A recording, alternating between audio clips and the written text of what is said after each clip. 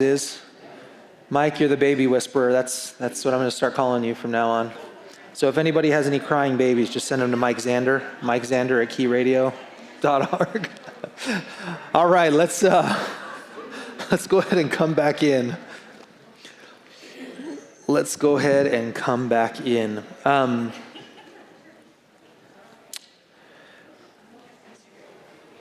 Let's go ahead and make your way back into the sanctuary for those who are hanging out, obviously. You know, you learn about these kind of things. It takes people a while to get back in. So even if the potty break was supposed to end at this time, you start 2 or 3 minutes earlier so that by the time people actually get in gear, then they're here. That's the way it works. It's all good. Let's be honest. Food is the real culprit here. It's good. It's good.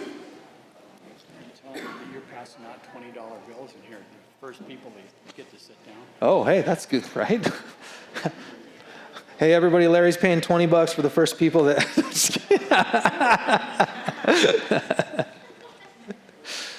Oh, my goodness. You know, one of the things that I love about the Lord, just as we're coming in, not having to do with our session, I just love that we can still laugh and enjoy life. You know, that it's not like this is what it means to follow Jesus, that there is laughter and gift, and that the Bible even says a merry heart is like medicine. It's so cool. So cool. It's good. It is good indeed. Okay, someone brought up just in a couple minutes in between about understanding the history of words, and she was saying, I didn't know this, but the last edition of the dictionary was basically 1828 was Webster's dictionary, the last actually updated version of it. And so think about how much language has shifted and how things were really stable for hundreds of years prior to that. But since that time, in the last 170 years or so, oh my goodness, that's almost 200 years ago. 1828 was 200 years ago. So old. It's crazy. Okay, so in the last 200 years, things have really shifted. And the point is, again, know what you're talking about. Listen, pay attention to what people are doing and saying. And by the way, pay attention to how you think in the words that you understand. Let me ask you a quick question. Which is more important, learning how to read or learning the Bible?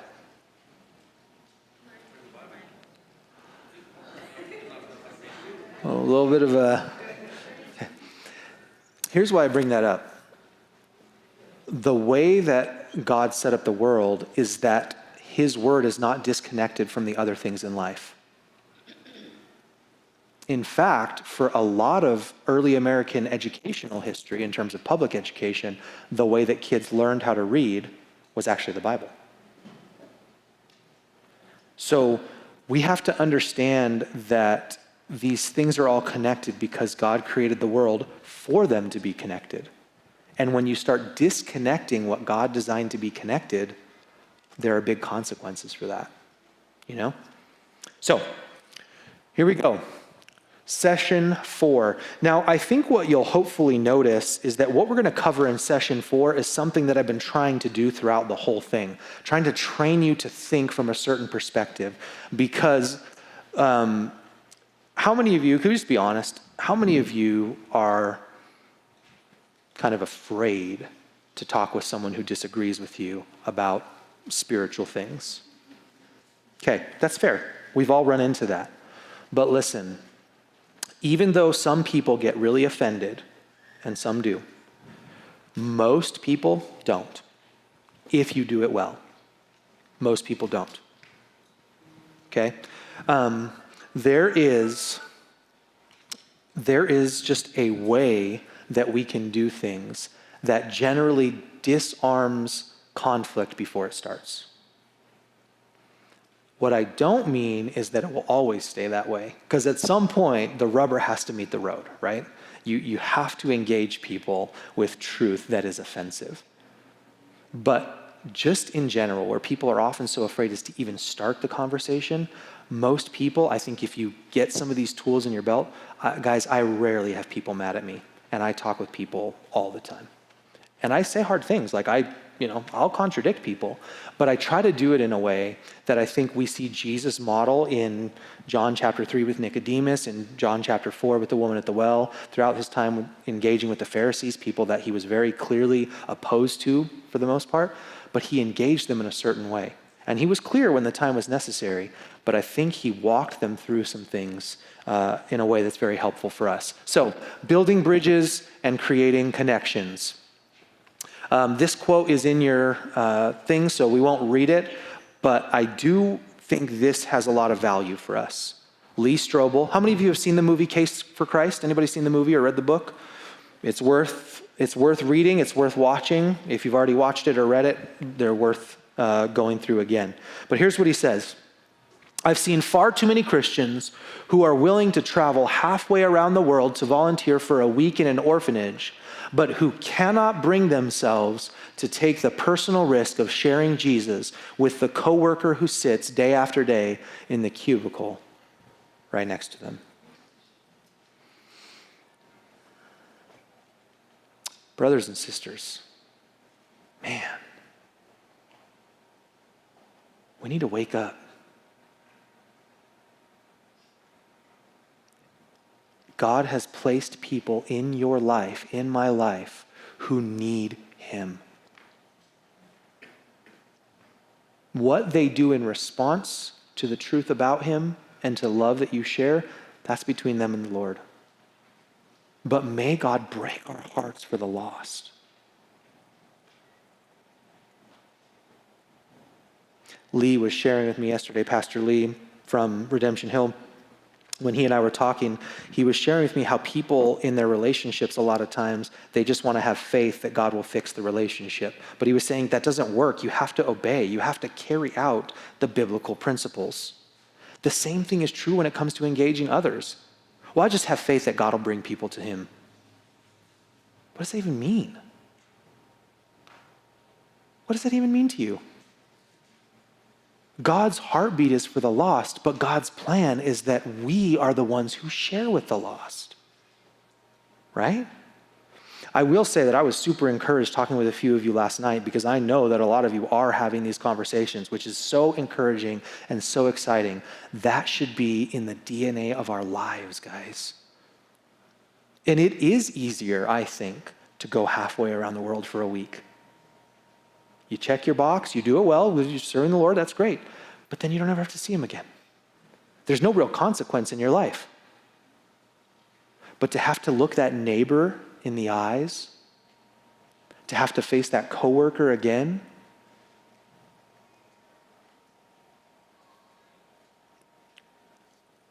I'll share this. I had a neighbor of mine who is of a different faith, and I asked him a question. And I appreciate him very much. He's a good friend. I really am very thankful for him. But he's of a different faith. And I asked him straightforwardly, I said, so I don't believe what you believe. What's going to happen to me when I die? I love Jesus. Love my wife and kids. Very devoted to my faith, but I do not believe. In fact, I actually said this to him. I said, in fact, I believe what you believe is false. What's going to happen to me when I die? His response was, well, I mean, I know you're really serious about it, so I think you'll be okay. Okay? But then something that I didn't expect to happen came next. He said, and what do you think about me?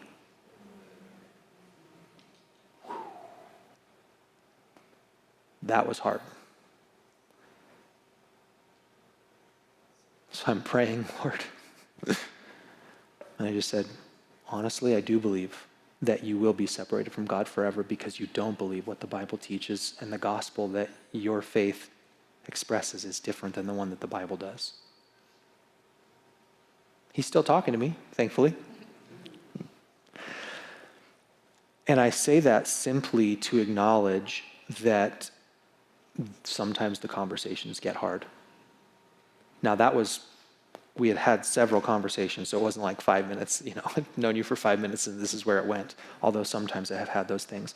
But that was a really difficult moment for me, to be really honest, and I was tempted just to kind of soften it and change directions. The Holy Spirit is kind of digging at me. He asked you, be honest. Be humble, but be honest. Okay? So, it is easier to travel halfway around the world than it is to walk across the street. But our hope, certainly at Fellowship, certainly at Redemption Hill the same, certainly here at Truth Point and at Key Radio, our hope is that we are people who are willing to walk across the street. All right. 4 primary reasons that people don't share their faith. And you guys can tell me if you disagree with this. It's not like some expert thing, but just as I was evaluating things, fear, comfort and convenience, our character, and ignorance, meaning we just don't really know. Anybody have any that you think should not be on that list? There's maybe something else that is higher than those 4, or like maybe a little more frequent of a reason why people don't share?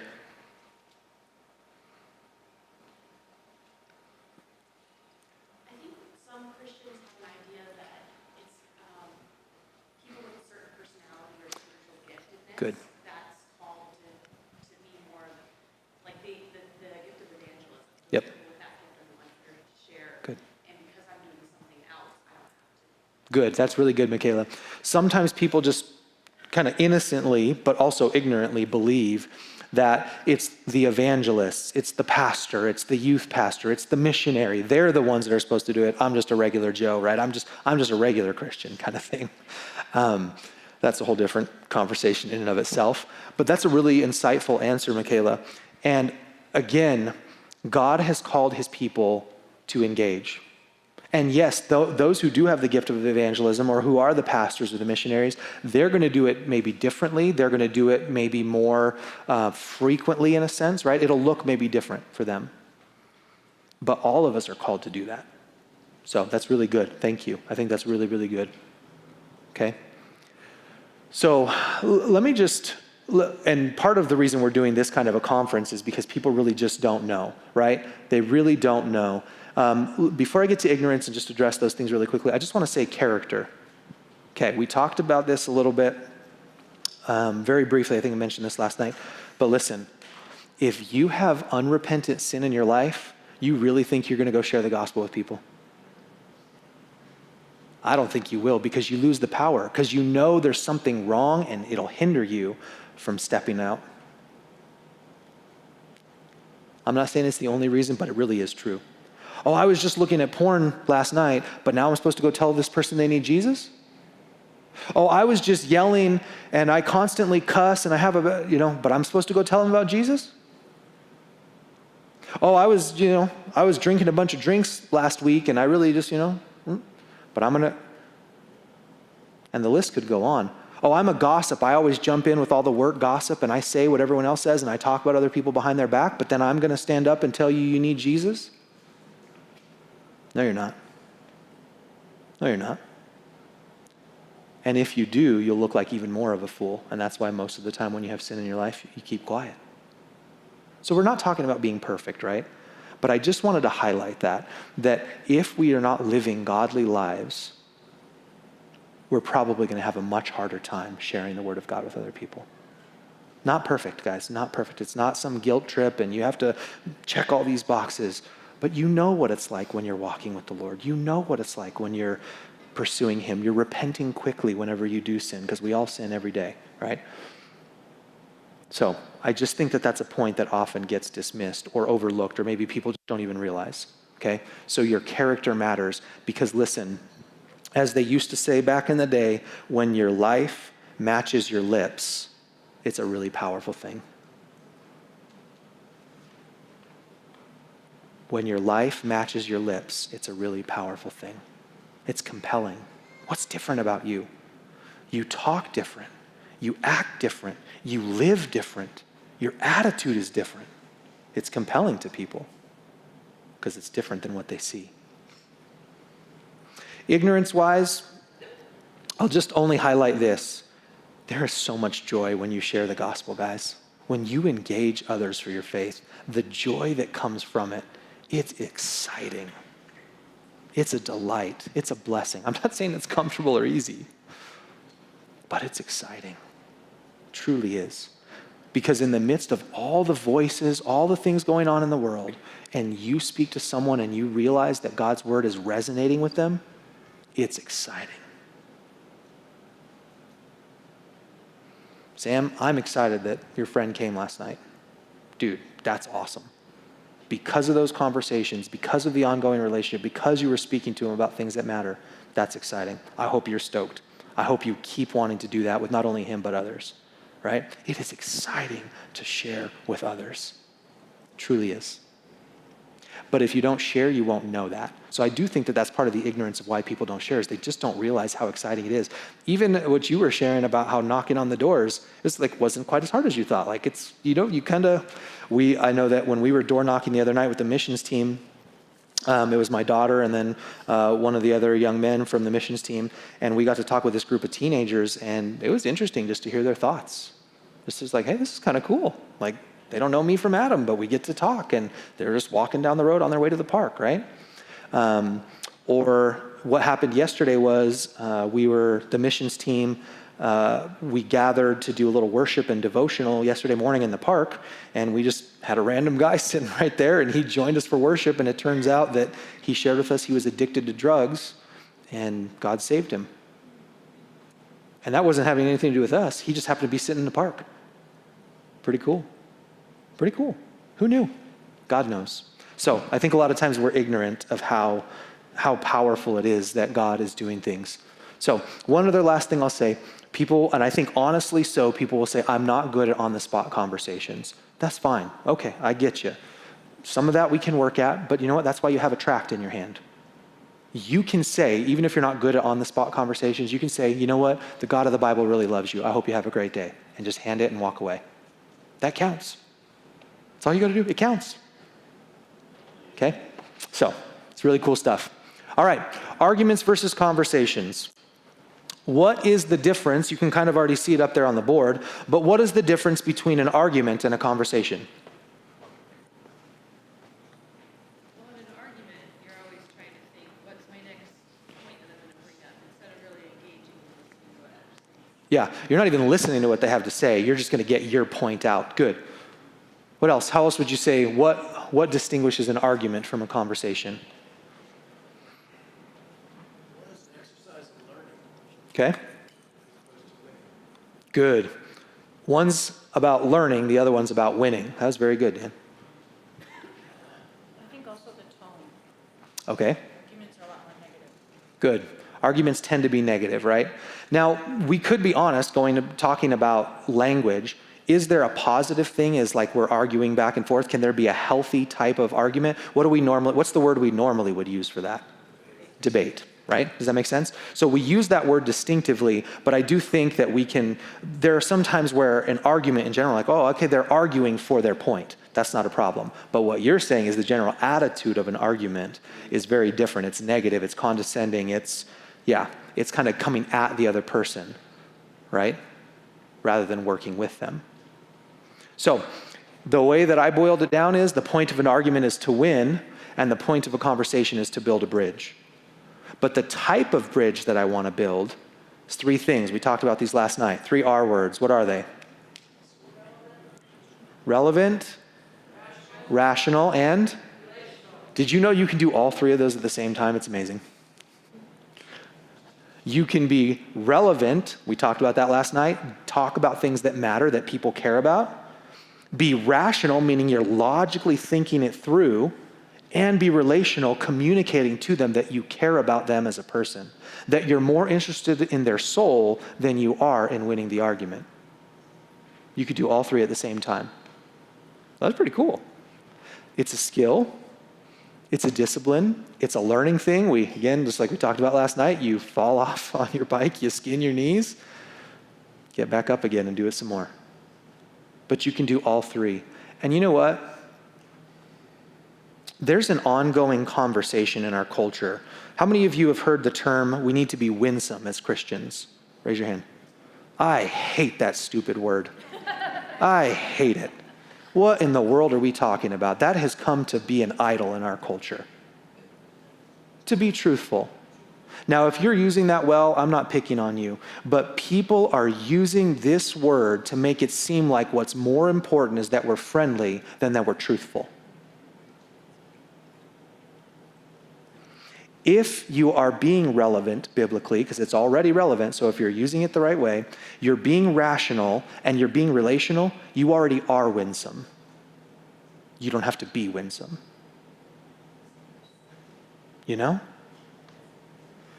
Guys, we need to model who Jesus is and what he's taught us, not what the world or even churches teach us. The Word of God is the standard.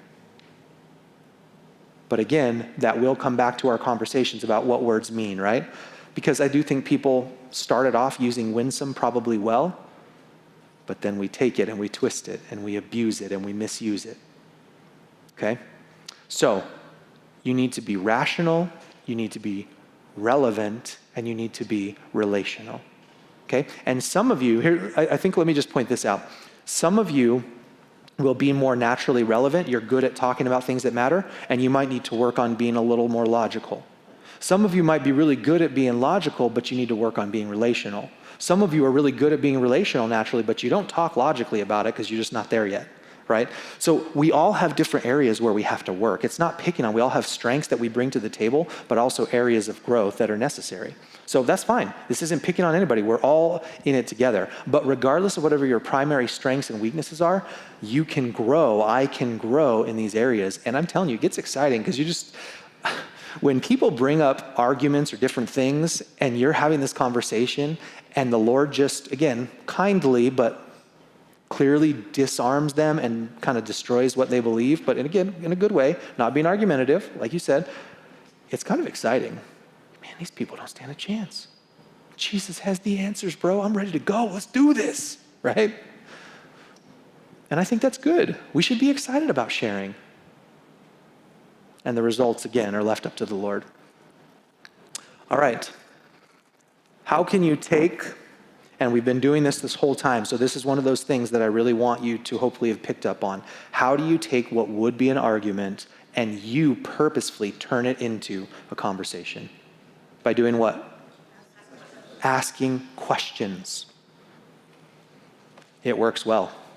Jesus did it well. He asked a lot of questions. Now, he didn't ask a question and just leave it hanging and just like, good luck. Okay, he had good answers, but he asked questions well. It's good. It's good. All right, when we ask questions, what do?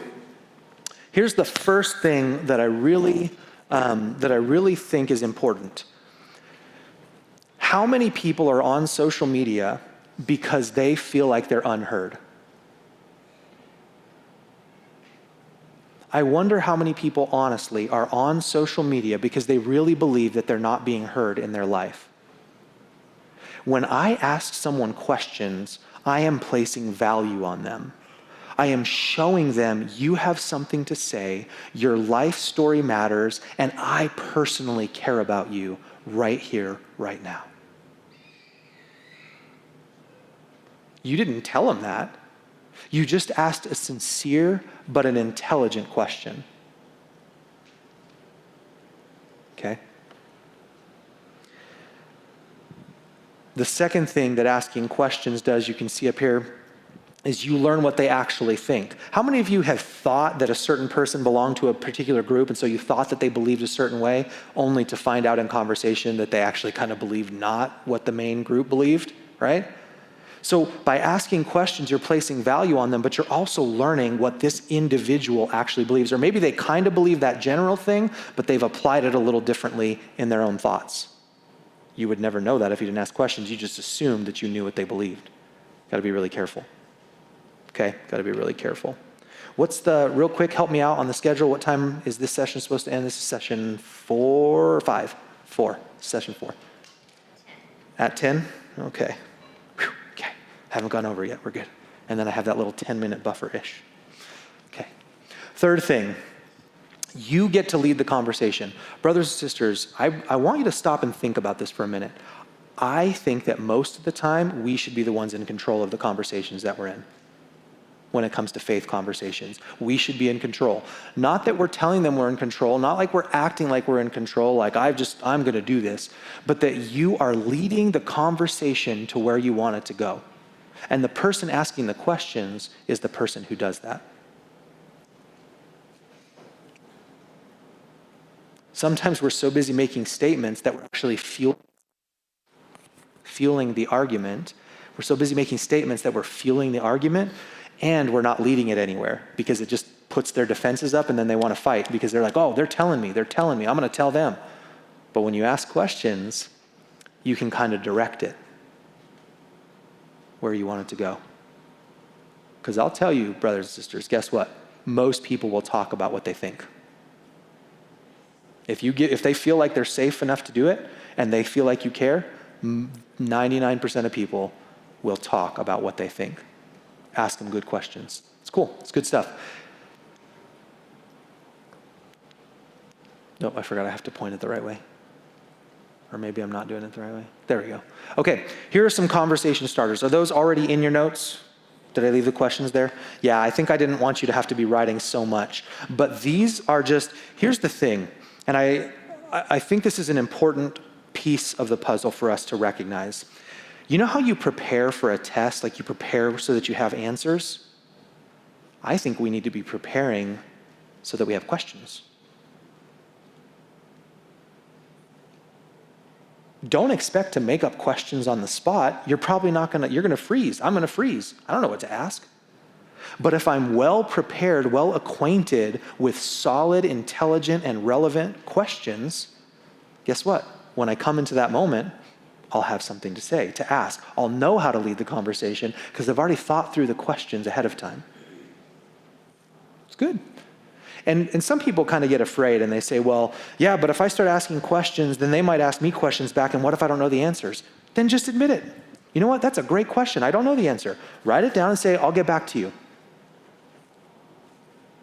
You don't know every answer. I don't know every answer. It's good, right?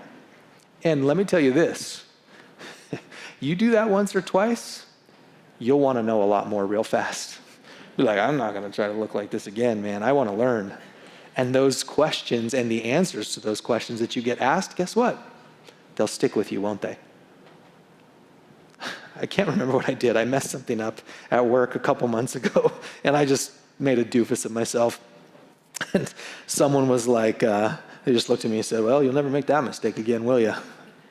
Hang my head. Yeah, I'm not going to make that again. So, come up with some of these good questions. You can use these. Sometimes I text them to myself so that I can check on my phone. Mostly, though, I just use like a 3x5 card. And I'll just write down 2 questions, 3 questions on a 3x5 card, and I just keep it with me in my car. And then I just pull it out when I'm pulling up to a drive-through or something like that. And, you do that for a little bit, and then it starts to stick in your head, right? So it's not like you always do that, but you just have those questions there. So a few of them. How do you think we know what is right and wrong? Just asking people, how do we know what's right and wrong? And people say, oh, it's kind of what they might respond with something like, well, it's just what you want to be right and wrong. Okay? Well, here's another question I have. If it's just what you want right and wrong, do you think Hitler was wrong whenever he killed millions of people? You see what I did? I made them have to connect what they're saying about their belief to a real life thing. Pretty much nobody's going to say, oh, it's fine that Hitler did that. That was up to him. They're not going to say that. They're in big trouble. But I'm helping them see that their belief is incorrect when they really apply it in real life. Just by asking a question. Okay? By the way, how long did asking those 2 questions take? 30 seconds, a minute maybe? You can do that. You can do that. You didn't preach a sermon at them, just ask a few questions. Right? It's good. How would you define love? This is a good one. How would you define love? Just let people talk about love. And here's the thing. You'll find that a lot of people, they have some right perspective on love, right? So you might affirm what they do say correctly. Oh yeah, that actually is good. That's a good point. But where do you think love comes from? How do you think we know that what you just said actually is love? And then that leads me to the next question. Because if there's no such thing as truth, then how can there be such a thing as true love?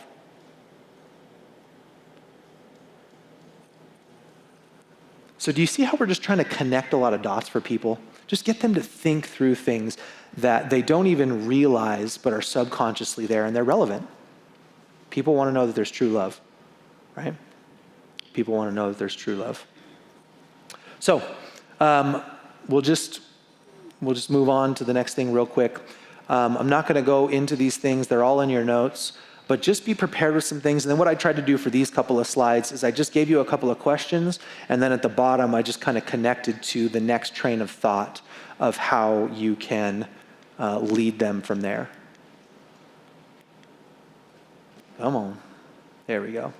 All right. Here really quickly, I'll let you dig into this for yourself. But I basically just broke down for you the different platforms that you have for engaging people.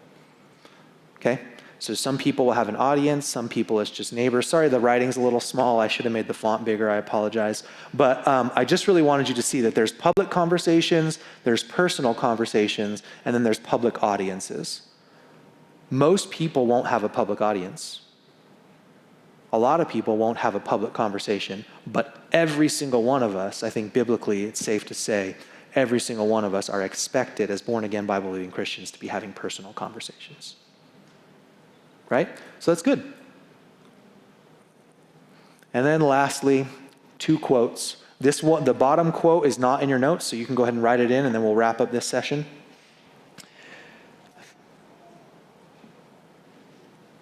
Okay. The first one, Mother Teresa, I think a lot of wisdom here.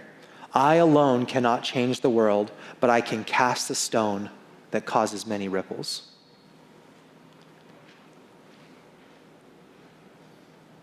You don't have to change the world, but make an impact where you are.